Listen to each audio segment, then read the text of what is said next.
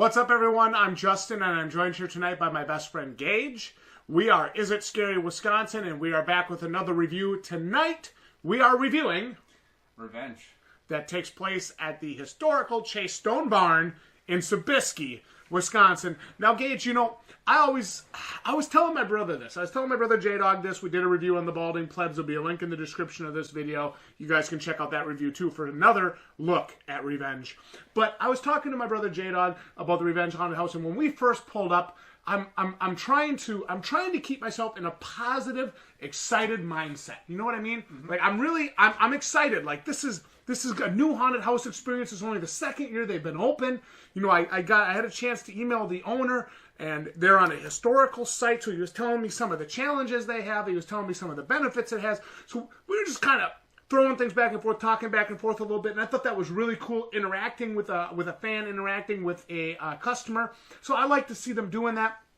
But I was trying to keep myself, when we first pulled up, we pulled up at 6:45, and I know you and your girlfriend arrived a little bit later in the night, probably about 7:15, 7:20 in that time slot, and I was trying to keep myself in the right mindset for this review. You know, it's a brand new haunted house. Never experienced it before. I have no idea what to expect. Is this going to be somebody's passion project where everybody tells, oh, it's such a great haunted house, when in reality, it freaking sucks?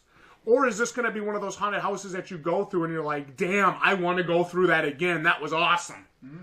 And it's a passion project. So, you know, I had some reservations going in, but I also had some excitement knowing that I could be about to experience something truly different, truly special in the Green Bay area for haunted houses. Now, again, we were talking, you arrived about 7:15. You and your girlfriend were together. Then my brother J-Dog and I were together. We went and we bought tickets. First of all, there was no line. No line. Which was absolutely 100% fantastic. How much were tickets, Gage? $15 each. I mean, who doesn't love that, right? That doesn't include tax, right? No, but just straight $15. Yeah, it wasn't like 16 something or 15.80 or whatever the hell it was. It was just $15. Gave them a 20, got a 5-spot back, got my ticket. They actually give you a nice physical ticket, which I thought was really cool. Time to go into the attraction, right? Mm-hmm. They got a nice spot. You can take pictures, all that good stuff, yada, yada, bing, bong, boom. But before we get into the whole experience, Gage, tell me about your initial impressions of this haunted house walking up to the historical Chase Stone Barn as you first pulled in, as you first approached, etc. Give me your thoughts. Well, first thing I noticed, too, is as you're pulling in onto the road, they got a big lit-up sign, so it makes it stand out as you're driving along a dark road, so it makes it easier. I didn't really look at the barn first, just focusing on the road. As soon as I pull it in, and as I'm driving up, I see this big red glowing barn, and my first initial thought was, oh shit, it's about to go down. Nice. But cool. I really did like the initial first impression it did. It did look kind of empty, but I did keep in mind that we did just go there when it just opened. Yeah, I mean, it had only been open for 15 minutes when you and your girlfriend were pulling up. So yeah, you also had a whole bunch of sound from the house coming within the haunted house, which kind of gave an atmospheric kind of feel on the outside, and it had a creepy feel to it. They also had a food area too, that was nice. You didn't notice it? No, they had a food area right next to the ticket booth. They had I didn't see the menu at all, so I can't give you a good example. But they did have a food area, because I did notice a whole bunch of steel heat. What are those called again? Slow cookers. There's a lot of slow cookers over there. So they had some food. I don't know if that maybe was them selling it. I'm pretty sure it was. I mean, it wouldn't make sense. No. But they had food there, so if you want to get a quick bite to eat before you go in, definitely, it looks pretty cool. Cool. I recommend it. Cool. So we got our tickets. Now we go around the side to the entrance of the haunted house, and they've got this like little roped off like standing area in this little indoor waiting. Mm-hmm. We were lucky. I would not say they were busy when we went in. I would say they were, maybe we got in with the first rush of customers. Mm-hmm. But I would not say they were busy by any means at all. It seemed like it was piling up when we got out, though. But I could definitely see where if it was a really busy night, and they had a really hot night and busy night, like a lot of customers, that line could snake outside, and some of those people that are expecting to wait inside could be waiting outside. Yeah, Definitely. it is a lot smaller of a room. Yeah, definitely. So, Gage, tell me about the waiting area. Give me your experience in the waiting area. Because, I've discussed this in my review with J-Dog on the Balding Plebs, but I want you to tell me your experience waiting inside of that little enclosed area. Mm-hmm. So, when I walked in there, it was kind of a small room, a little smaller than I kind of expected it, but okay, it's a waiting room. And they got a whole bunch of little rope things where you go around. You can line up the rows. But one thing I noticed that I thought was cool, but then I thought it was pretty flawed after we got close to it, was the TVs. I thought that was a pretty cool idea. I mean, you're looking at it, something to watch while you're waiting. Yeah, it's the pass of time. And they're playing a bunch of different murder scenes and kill scenes from all kinds of different horror movies. A lot of gore, different stuff. And yeah. It's on, I think it was 6 TVs? 4 Westinghouse TVs. Yeah, all put together. But I kind of noticed the flaw when I was really close to it, and it was kind of really right in my eye as I was waiting in line to get in. Yeah. I mean, it's not a bad idea, but it kind of was an eyesore. Personally, for me, I didn't really like it walking out to it. But that's not docking it from the whole experience. It's definitely a good one. The guy up front by the door that scans your tickets or marks them off. Clips your ticket. He's a cool guy. Yeah, he was real social, real talkative. And he was willing to work with us too when we kind of wanted to split up into 2 different groups. You and your girlfriend were walking up. You guys were next in line. You waited 20 minutes, by the way. I timed for you. It was 20 minutes for you and your girlfriend. And you waited, and I kind of went over to him and I'm like, because I know we were all talking about going together, but I really wanted you guys to experience it. Because, here's the thing. If it's 4 people in a room in a haunted house, it's not scary. Mm-hmm. I don't find that scary. When it's like me and you and J-Dog, and even like if it's your girlfriend or even one of our other friends, I don't find almost anything scary at that point. Yeah. One thing I did like walking in, when we were about to go in, they had like a little light. A red light just kind of symbolizing when the next victim is ready to come. Yeah, and then it turns green. It's like, send the next person in. You can tell because it flashes a bit, stops, then turns green. I like that. That was good. One other thing, I have a suggestion. You're talking about the TV being right in your face because they put you right along the wall, right next to the TVs. Mm-hmm. Why not take those TVs? So, like, here, we're facing the wall the TVs are on. Why not just put them to the left? I was thinking about that. Left of the door when you're going to walk in? Yeah, like let's say you're standing in front of the door to walk into the haunted house. Put him against that left wall. Yeah. That'd be a perfect spot for him. That would be. I was thinking about that. Overall, the wait was 20 minutes. They were sending groups of between 2 and 4 people. A little bit more intimate experience, I say. They were not afraid to send smaller groups, and they were leaving between 4 and 5 minutes per group. That was great. Yeah, which was great because that made it so we never caught any other groups. And that made it so we never had our immersion broken by other groups or, somebody come running back into our room because they're scared or something from another group. I've had that happen to me before. And I personally find that very annoying. It is. I don't ever want to run into somebody in a haunted house. That either means you're moving too slow in front of me or you're moving backwards, which I don't like. I don't care for that. So, yeah, the waiting area is fine. They could do some adjustments there. I feel like they missed a few opportunities for scares in the waiting area. There was a few open doors that you expect them to, or one that you expect them to pull right out and try to. Yeah, like the red door on the side. They never took advantage of that. And even like when they did the run-ins into the waiting area, it wasn't really effective. I'd like to see them do something better there. Yeah. Do you think that red door is leading to the ticket booth?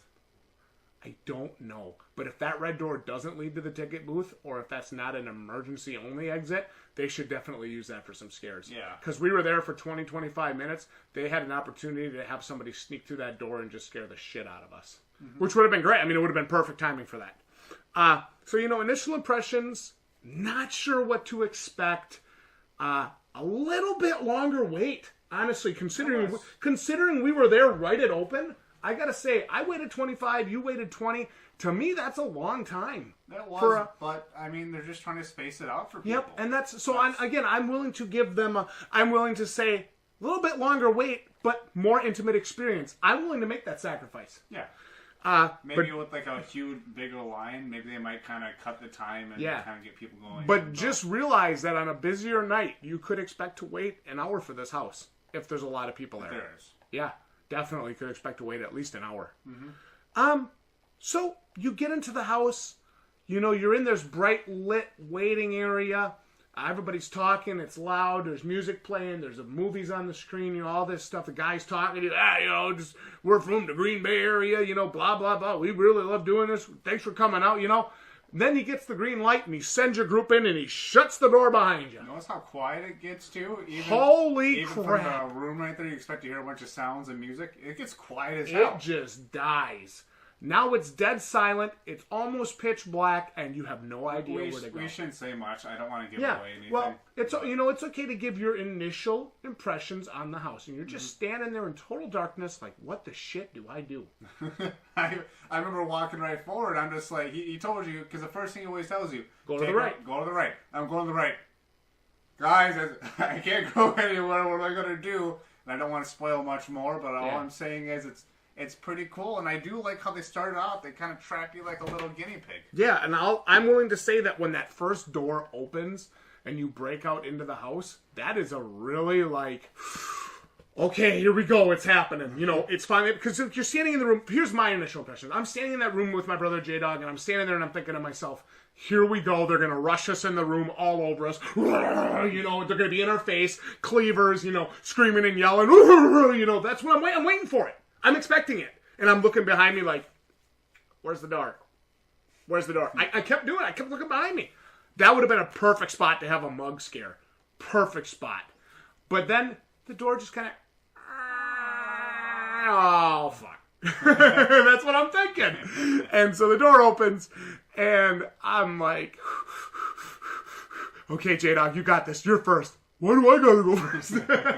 Get into the first room, get into the first sequence of rooms, and it is just scare after scare after scare after scare after scare. When is this gonna after scare? Oh my god, it's not over yet?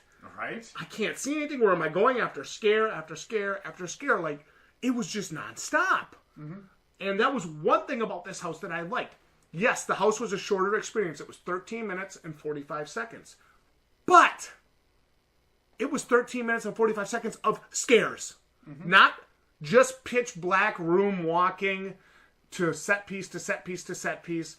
It was like, there was a lot of people, or at least it seemed like it felt like it. Room, walking a little bit, room. And every one of those rooms had multiple scares. You know, let's talk about the actors. Let's talk about this. There was a huge variety of outfits. Mannequins, pigmen, butchers, demons, priests, like crazy nuns, dolls, zombies. They had everything. Biologically infected. I mean, holy crap. We got a huge, clowns. We have a huge array of actors with tons of different costumes. Really good ones, too. I mean, let me ask you this. I thought the biological, like, the infected people with, like, the glowing skin and stuff, like the bubbleless growing skin on their face, I thought that was awesome. I've never seen that before. I didn't really look at their face. Oh yeah, I did. And they got like the big like pus ball growing on their face, and it's all hot green because you're in like the special lighting for it. It was really cool. Really cool. Oh yeah. I have to say their costumes. I know their masks are supplied. I think by someone. Immortal masks. I was gonna say I think by somebody out of California, maybe. They have it on their site if you ever curious. It's right on their site if you're curious of who supplies their masks. I thought their masks were awesome, and their costumes are top tier. Makeup work as well. That was great. Yeah, really top tier stuff. You know, again, this is in a historical site, so they can't really permanently alter the place they're working in. But I feel like under the restrictions they have, Revenge does a great job. They really worked with what they had. Yes, they did. Now, Gage, I don't want to sit here and just talk about the house all night long and have it just be me leading this thing. I want you enter, we're in the first room, door opens, you go into the house. Give me your front to back experience. Again, let's not spoil rooms. It's okay maybe to discuss one room you really liked, one room that needs some work.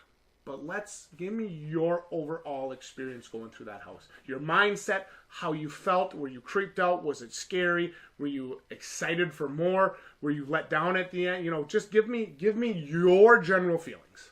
Honestly, I don't think there went one room in there where I thought they could have changed anything with the actors or stuff like that, because I felt like it was great. The atmosphere was definitely creepy. It was eerie for me. I find myself, I don't usually get creeped out when it comes to haunted houses. I don't get creeped out for certain rooms or creeped out at certain things. But mainly this could be because I'm new to this house too. There's that factor. But I've noticed on how they've actually triggered a few of my fears as well. Pertaining to dolls. They had some spider stuff in there and like that. That got to me. There was a few pitch black rooms. I don't know, without going to say much, I just remember one of my favorite scares, and it didn't scare me. It was the fact that it was so eerie and disturbing that I didn't know how to react. But it was a pitch black room, and then they had, I don't know if it was a doll, I didn't know if it was a person, I didn't know what it was, but there was some glowing thing in a pitch black room, and it had hair over it. I didn't get a look because obviously pitch black. The only thing I saw was glowing green. But as I'm looking at it, I'm just like, oh god, oh no, oh no, oh no, oh no, because I don't know. It's like that. Honestly, when I think of revenge, that's always the thing that pops up in my head now, and I think about that room in particular. I do notice on how this haunted house took some inspiration to maybe some movie scenes or to some video game scenes, but I thought it was pretty cool, and whether that was intentional or not, I mean, I still liked it. It had a lot to do with a lot of dark atmospheric kind of things, and they had nonstop scares with nonstop actors. Definitely takes a cake. It was great. I really do enjoy it. Just the only concern, there's only one concern that I have, and an iffy thing that I kind of feel about. My iffy thing is that I've noticed going through these rooms, you could smell the fact that it was just put up. Did you notice that at all? And they also have Febreze air fresheners in there. I mean, I get it. You may want to smell nice. You don't want to have it smell nasty for the audience coming through. But one thing I noticed how the burial chamber did from the past years I've been there. I haven't been there yet. I hope to this year though. And if I do, I'll make a video on it. But I noticed how burial chamber likes to put, I think, deer urine somewhere in their house, and you could smell the urine. It's a thick, consistent smell. But you go through a haunted house, it's scary. There's gore. There's people jumping out at you. It's terrifying. But it's not as scary when you smell Febreze in the air. I mean, that kind of, I wouldn't say takes me out of it, but I definitely find myself thinking more about autumn breeze or fresh linen. I mean, I've noticed that. Not that it's a really bad thing. It's an iffy thing I said. So I don't feel like that's going to really dampen much.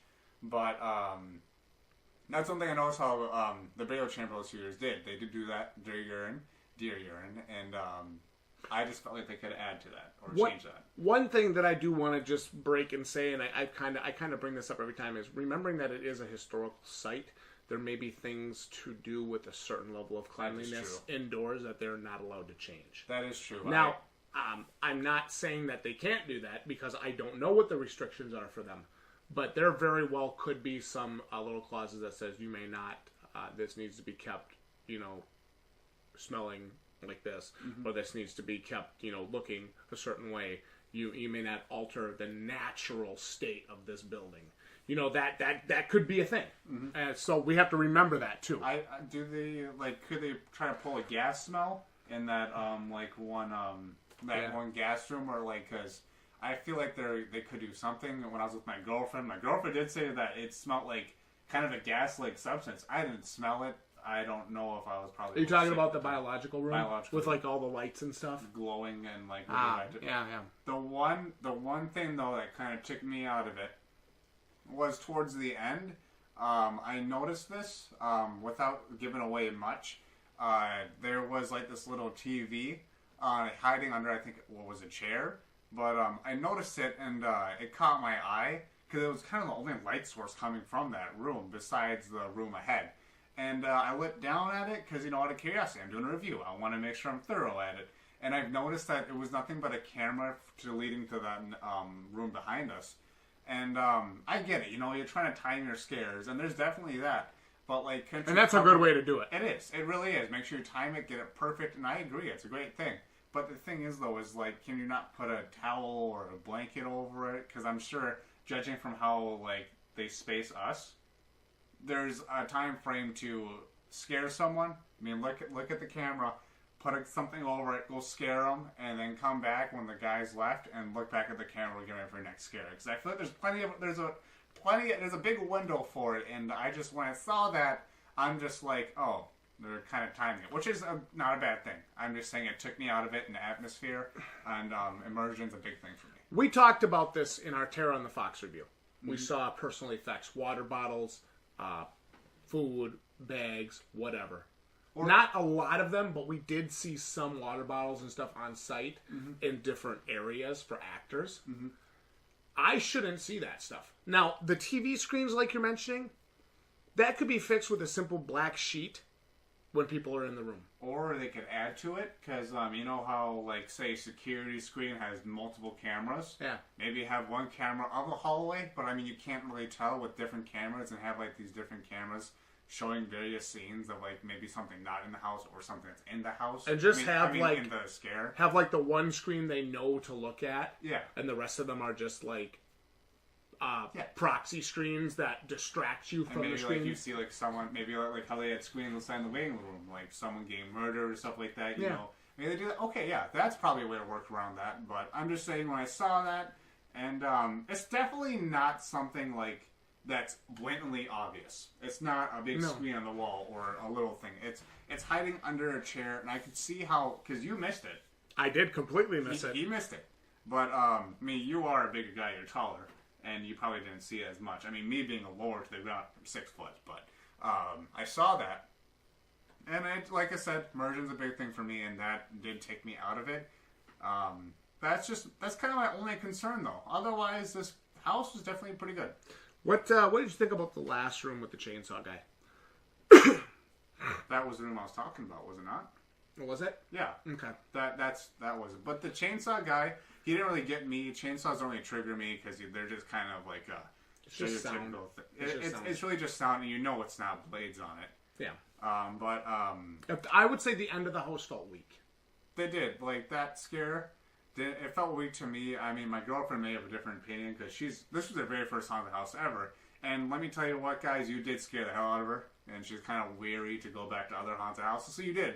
You did your job. You did your job. But for me, who has been to haunted houses before, that didn't really get me. And, it was still not a bad haunted house. No, God, no. More. Yeah, I thought it was fantastic. It was fantastic. So we get to the last room. It's a big, bright room. Then you step outside, and that's it. It's over. It's done. Go home. Basically. My thoughts at the end of the haunted house were, I want more. Because the house does such a good job of building, like we talked about. I'm actually going to put a spoiler warning about 2 to 3 minutes back, right before I mentioned the chainsaw guy. But I thought the end of the house was weak to where when I was getting out of the house, I expected one final big scare to end the house. Yeah, but because they didn't really have that big final crescendo scare. It was just kind of build, and Mr. Chainsaw is just kind of a tank. We talked about this in another review. I think it's really important that the haunted house finishes on a really strong scare. Terror on the Fox struggles with that too. Their last room is the swamp room. Well, they had a chainsaw. Yeah, that's to be expected every time now. But the swamp room is a weak room, and it has to change. You want your last scare, your go-home scare, to be really high energy. And I just feel, I don't know if it was because we saw the chainsaw in the guy's hands or what it was, but it just wasn't that scary. So I would like to see their last room, their last, I would say, 2 to 2.5 rooms be better. But their final room, their last go-home scare must be better. Yeah. So, Gage? I feel like the one they can add to it, I don't know if this is also relating to that it's a historical environment, so they can't really alter it all.